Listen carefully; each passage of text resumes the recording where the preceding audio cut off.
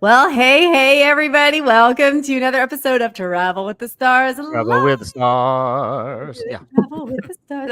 I think it was lagging. They probably didn't get a lot of a countdown today because my computer has been, or my Wi-Fi, I don't know, something has been weird today. Mm. Maybe it's something in the air. I don't know. Little Phil Collins, we were talking about him before. I can feel it coming in. But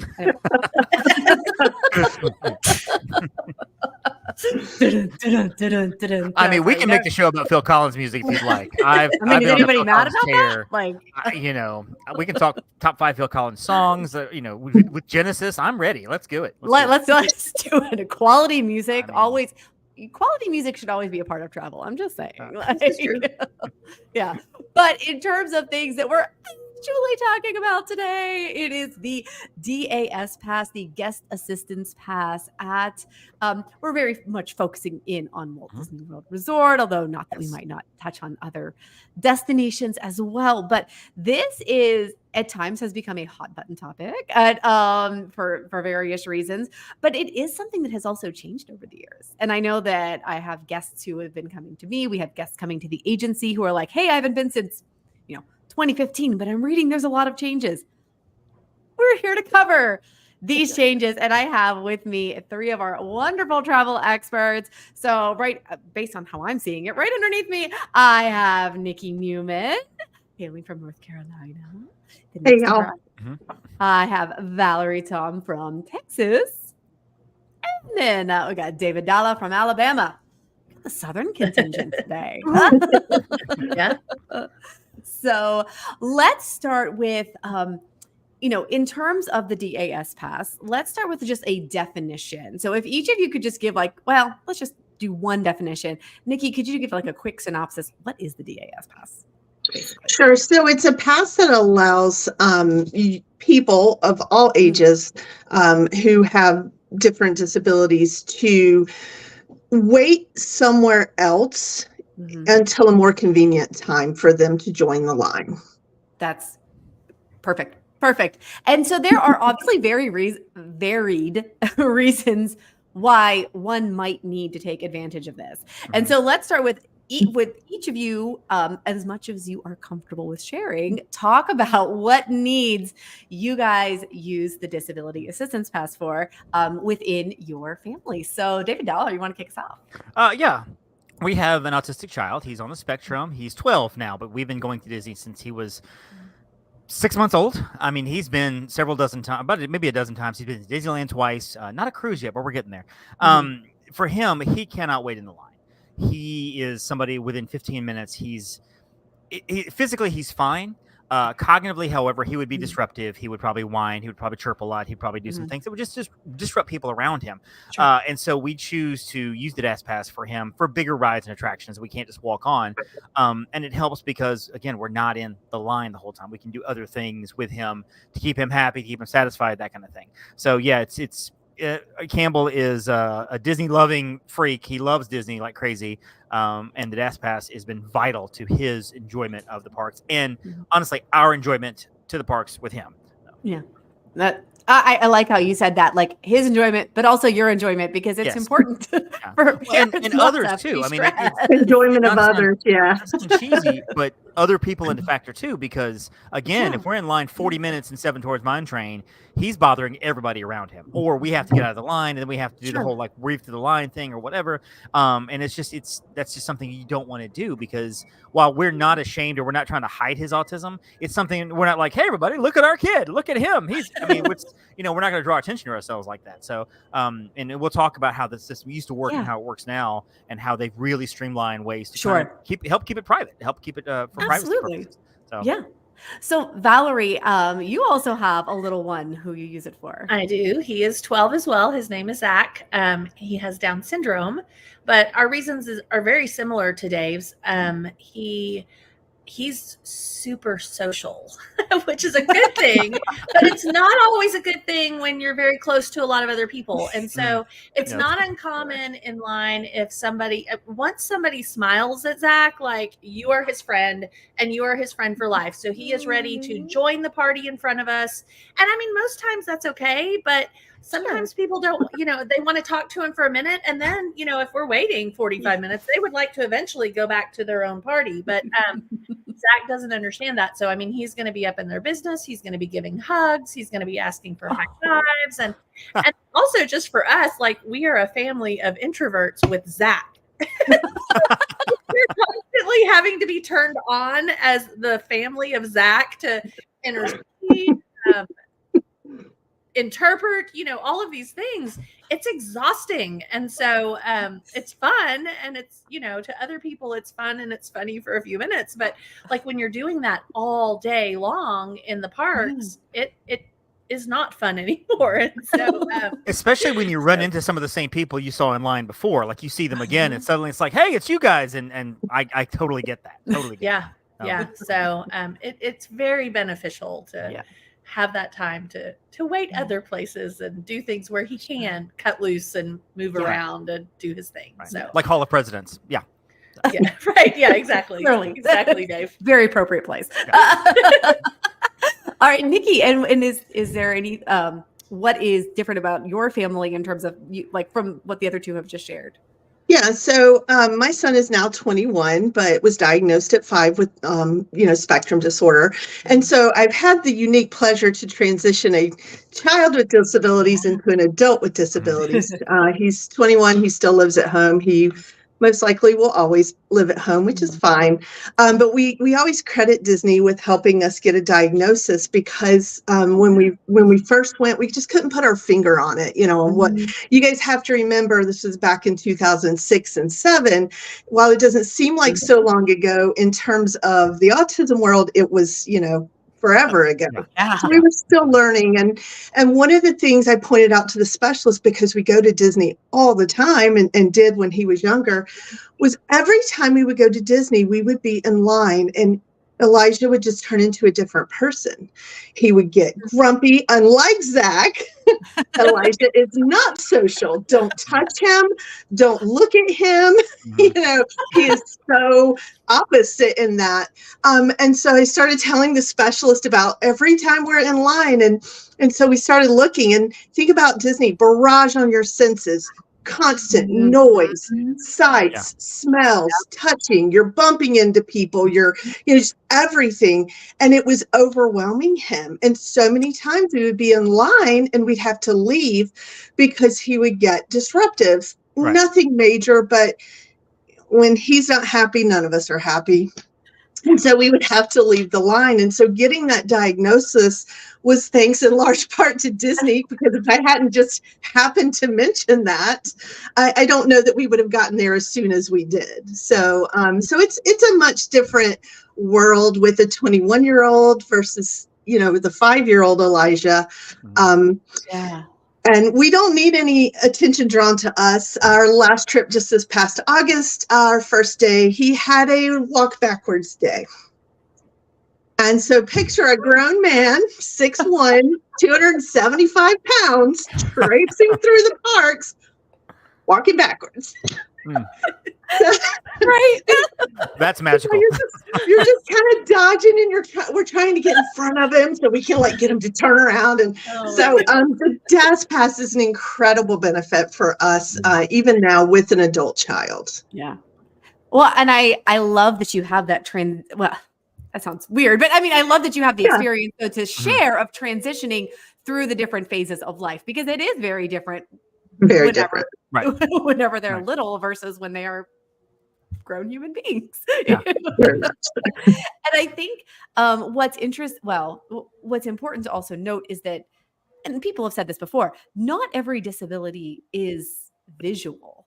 Right. Either. So sometimes you might see people utilizing the DAS pass, and you know what? It's not your place to ask. Just know that there are so many reasons that it is very necessary. Now, one thing Disney has really done, and this is good because it was being abused. Okay. DAS pass was absolutely being abused. We are 1,000% against that here. Do not, if you don't need it. There were stories of people getting hired to go to Disney with families so they could get the disability card. Because I think it was called like guest assistance card or something like that. It was called guest assistance pass, wasn't it? Yeah, it was something like that. It was assistance. GAP. Gap or something. It wasn't always DAS Pass. It was something else. Right. Yes. Like correct. up till like 3, 4, 5 years ago. So. Right. It was, it was something else. Yeah. But that is terrible because it's taking away from families who truly need the support. But there are other reasons. Can you guys like throw out some other reasons why somebody might qualify? And keep in mind, this is always up at the discretion of the cast member. No, you do not have to produce medical documentation. That is definitely, you do not have to do that, but you do need to share as much as you're comfortable with. So maybe, can you guys share about what that process is like to register? Because there are a couple ways. We get a lot of questions about that. So Val, how about like your most recent experience with? So we actually did the pre-registration for the first time.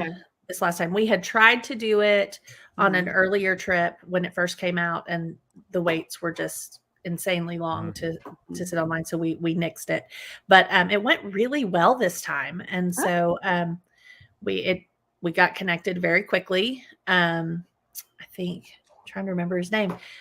He was a gentleman that helped us, but anyways, he was great.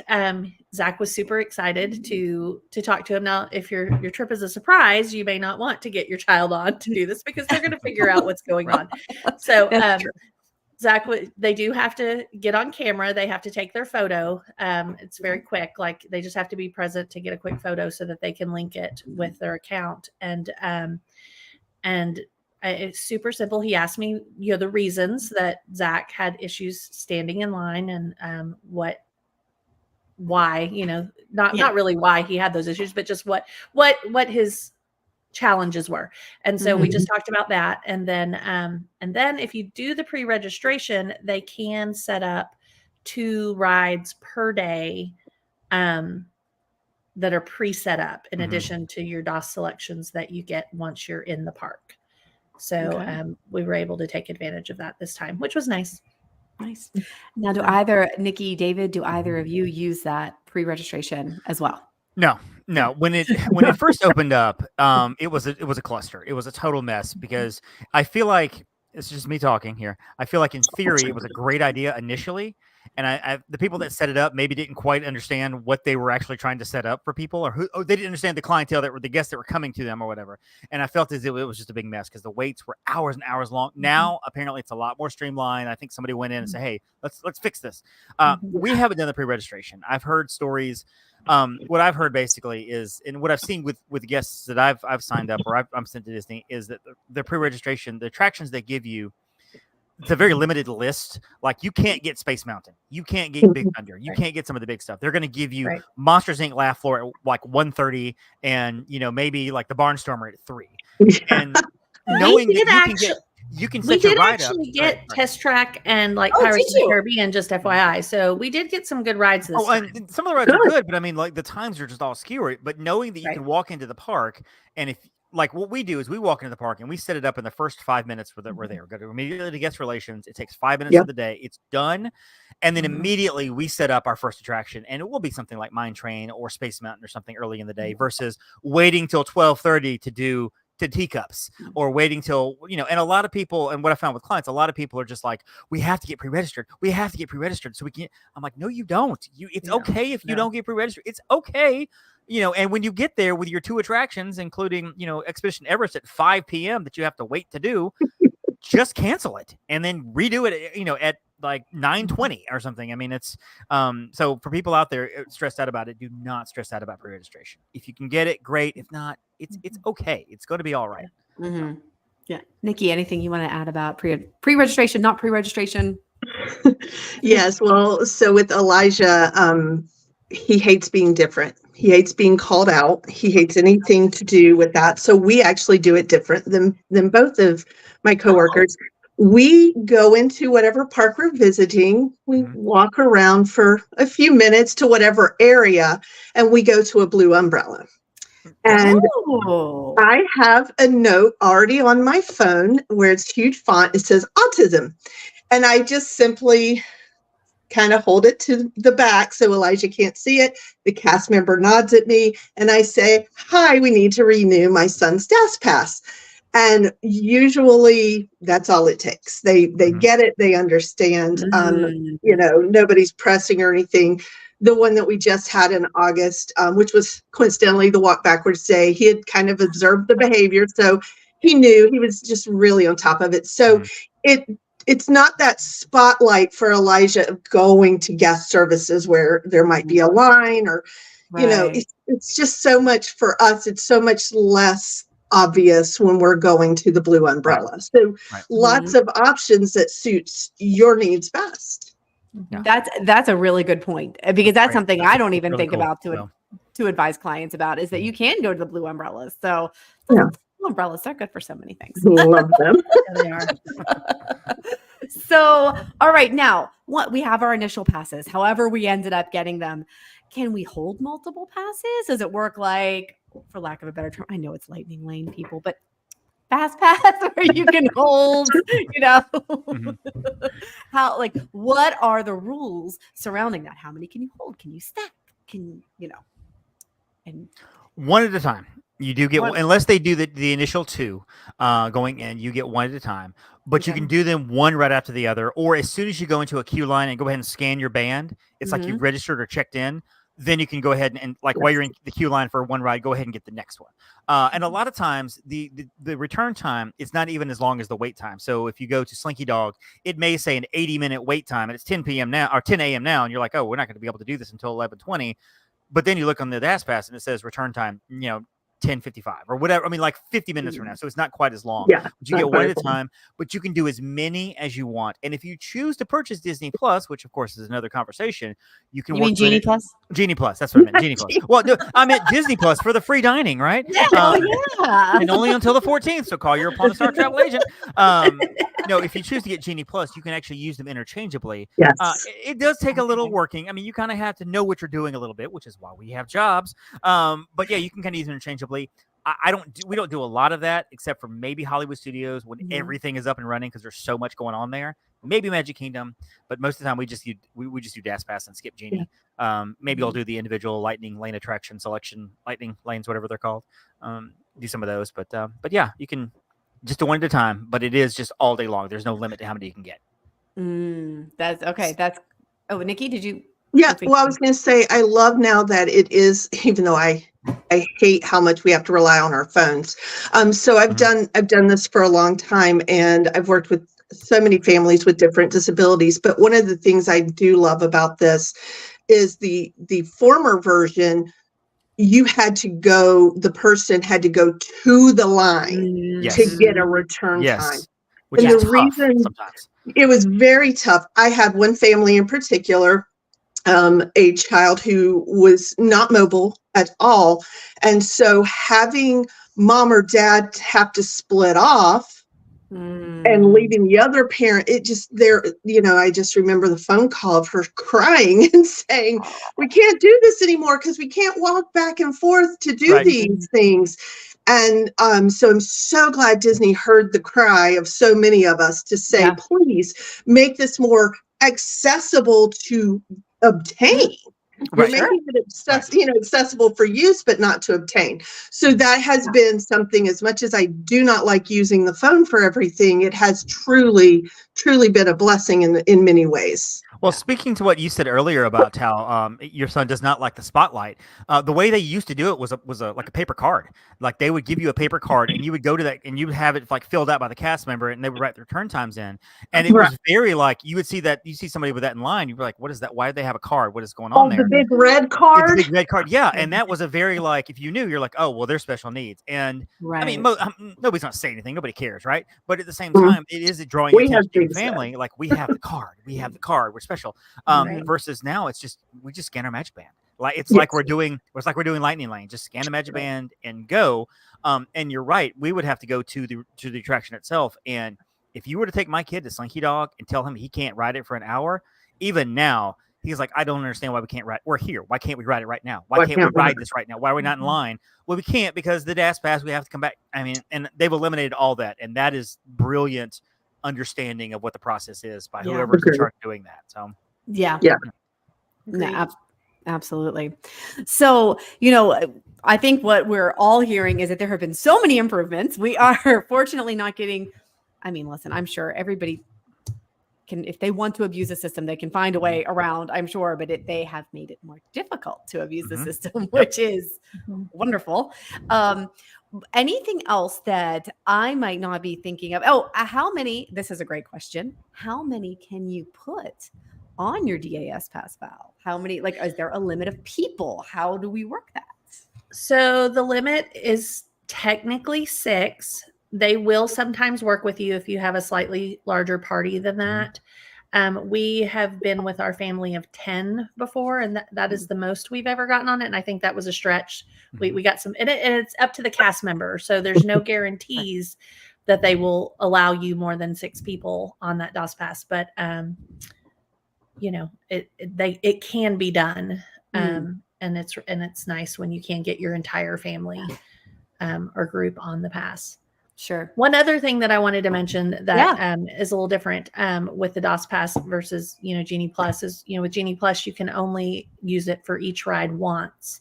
And with the DOS Pass, you can, because sometimes, our kids with differing needs have specific rides that are super important. And maybe there are rides that, just sensory are not okay. And so I love that Disney does allow with the DOS Pass that, if that child wants to ride the same ride over and over again all day long, you can do that.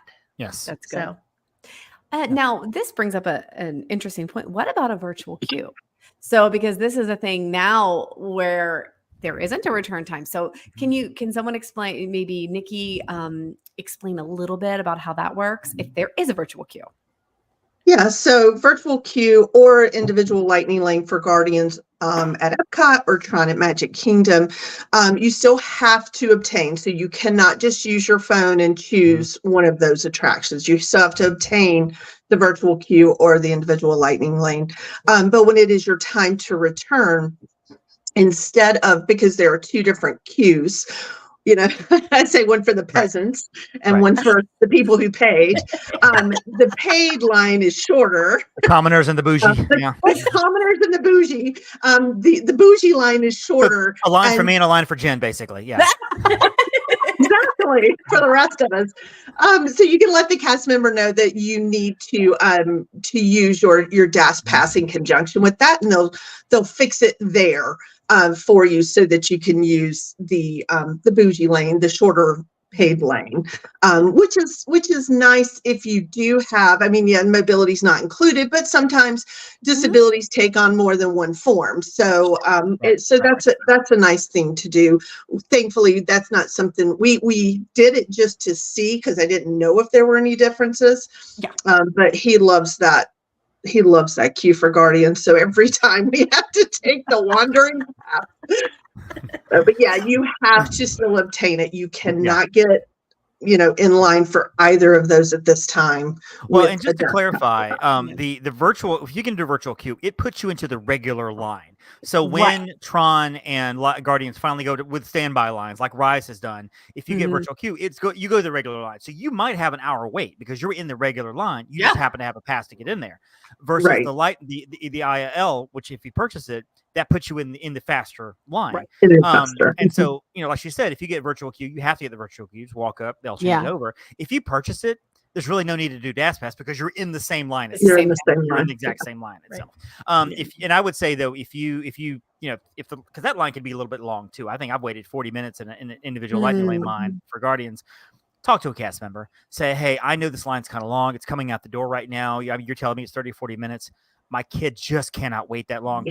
It's up to the cast member, but have that discussion with the cast member. Hey, is there anything we can do? Can we come back? Can we do something else? What do we need to do? The most they'll tell you is no. But I have a feeling they're going to make concessions for you. They're going to talk to you on an individual basis, case by case basis. Can't guarantee anything, but I feel like they'll say, okay, let's do this. Let's do that. Let's come back in 20 minutes. I'll walk you, to this point in the line or whatever. But it may be a situation where they just can't. It's like, I'm so sorry. We cannot do anything right now. And be prepared for that because that's parenting. It happens. But I do want to speak to something that Val said earlier with the DAS Pass. 6 is the max amount you can have on a ride. The DAS Pass guest and 5 more people. We've had as many as 13, and I've actually done it multiple times when we have large families that would go. And cast members have never had a problem with it, but they're very clear to say only 6 people can ride at the same time. only 6. You go into your app and you pick out the 6 you want to ride an attraction, but only those 6 people. So you can't say, well, we've got 7 people in our family. Can we all ride together? No, you can't. And maybe they would work that out for you, but we've never had it happen for us. We've always had like larger parties at 8, 9, 10 with our big family that would go all together as a group, and they'll put everybody on there, but you have to choose the 6 you want to go on attraction. And so that's how it's worked for us every time. So And Dave, Alex that will is confuse. that is not So- my experience. We've Really? always been Okay. able to. Yeah, I've done it with 8, and I've done it with 10, and I've always been able to select the entire party Really? Okay. to ride the ride. Yeah. So I don't okay. know. Yeah. Interesting. But you can put a whole lot of people on there, but Yeah. theoretically you can only select 6. But to Val's point, you might be able to put more on there according. I've This never is had it what happen, goes. she has, Your so- mileage may vary. Exactly. Right. Yeah. Yeah. So, Exactly. So, but one of We- both are options. Mhm. Nikki, what? I was gonna say we don't like our larger family, so it's only the 4 of us. I can't add Well, to when either our of those. larger family goes, a lot of times they'll pay. So, okay, come with us. yeah. Right. This is why we're not staying at All Star Movies. We're staying in first quarter because mother-in-law is paying for some of it. Okay, that sounds good to me. Art of animation. Oh my gosh. And I think we should probably also point out this is not a thing that, because people will ask, hey, my kid just broke their leg, so we can use the DAS pass, right? I'm like, you can still wait in line. You can take a wheelchair. You can push a wheelchair through the majority of the. Or not a lot gonna of them say have there's- wheelchair entrances. Right. A lot of them will have a wheelchair entrance. Yes. But yeah, through the majority of queues, you can get a wheelchair through there. So, or a scooter or whatever the Right. individual happens to be using. So, no. I like to when my clients, if I do have a client ask about it, I tell them, this is, you don't have to reveal anything more to me than you want, but if you can tell me what their IEP covers, it helps me get a better feel Right. for That's a what good way they to put it. need. Because, I also need to direct them as to what to tell the cast members. You can't just say, hey, I want this pass. You have to say certain things. If they tell me, oh, my child's IEP, blah, blah, blah, or 504, if they say, what? What's that? I don't know what that is. Then I know I've got to dig a little deeper and see, because not everybody on the spectrum has an IEP or 504, but certainly enough of us with that experience know that is a good marker for what we can request in terms of accommodations. Right. And if they say, what is an IEP? You may not need the DAS pass. It's, That's but what I it is said. important to remember, it is cast member dependent. It Obviously, is. Yeah, what you tell always. me may be different what you tell them. It's somewhat of an honor system. I've had clients actually ask me, my daughter doesn't like to wait in line. Are we eligible for the DAS pass? Well, sure. That means everybody gets a DAS pass because no, you're not. I don't like to wait in line. But I've had a client come to me and tell me, their husband had a bad back and he's had surgery and he has a hard time walking. He doesn't get wheelchairs very much and he can walk short distances, but he can't. And I'm like, that is a cast member discussion. You need to have a cast member and decide what they want to tell you, and you can work that out with them. I'm not going to tell you yes or no because I'm not there. I can't see what's going on. Right. Right. But yeah, just my daughter doesn't like waiting in That line. could be something that flies with the cast member, and that could be something that they're like, I don't know, because there are truly some situations where there are physical things that will limit how long you can stand and wait, and if something goes down. Well, I mean, and if you got a bad back, you shouldn't be worrying about the DAS pass for Big Thunder because that's not going to help you. But they say you can't go on that with Haunted Mansion. Sure, why not? That's where we come in as travel agents. We can help guide and direct, but we don't make decisions. Yeah, correct. Yeah. Ultimately, it is on it is on the cast member too. It is always. So yeah. So, well, guys, thank you so much for sharing all of your expertise, for sharing everything about this. And we're going to, assuming my computer decides to not be like super laggy, we're going to talk about where we can find you all. I don't know if I'll be able to get the banners to pop up, but we could all at least talk about it. So, all right, Nikki, where can we find you? Email Nikki at uponastartravel.com or on Insta, I am at the Pixie Nikki. Fantastic. Oh, look, it is like kind of working like nice I and know. slow. Nikki, I want you to know, So- and I'm making a public statement here, that there's somebody else on Instagram with Pixie in their name, and her name is Nikki, like Pixie Travel Nikki or something like that. And I have sent her a couple of reels. thinking it was like quickly just tapping, and then she'll respond, "Oh my gosh, that's so funny!" And I'm like, "Oh, I'm in a conversation with somebody completely different." I didn't know that. I So we am become- LLC, we so become I'll have to look into that. We become friends now because I keep sending her the wrong stuff. I'm like, Oops. "Oh, wrong Nikki." And Val, where can we find you? You can email me at valerie@uponastartravel.com or find me on Facebook and Instagram at uponastarvalerie. All right, and David. Find me on Instagram at the Magic on $1 and also podcast, Main Street Electrical Podcast with this young lady here, Jen, who is my co-host, or I'm her co-host, however it works. And next week it is interesting because we will be hopefully having on a guest that will be talking about the Disability Pass at Universal, Yes. which is a great. whole Correct. different animal. Whole And different we beast. didn't dive into today, but there's a whole different animal going on over there. So we'll talk some about that. Yeah. I'm hoping she'll be able to come on with us and discuss how that works and how it doesn't work. Yes. Let's just say that Disney is doing it right. There's always Yes. problems in the system anywhere you go, but Disney is doing it right. Yes, yes. My banners are at least somewhat working. You can always find the agency at Upon a Star Travel Mhm. and uponastartravel.com. And any of these lovely people would love to help you with the disability pass for your family or just answer questions. They're all a wealth of knowledge.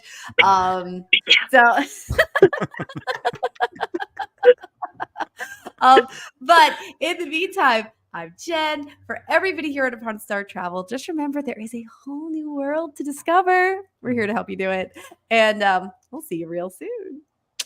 Bye, everybody. Bye. We might have to wait for a while because, my computer's lagging. So we could hi and bye. Which means your computer's going to be going, I don't know. It still says it's streaming. So we're still live, guys. It's I'll great. just freeze. This is fine. For those of you watching on YouTube right now, this is just, yeah. It is. Everyday life It here literally will not among the end. stars.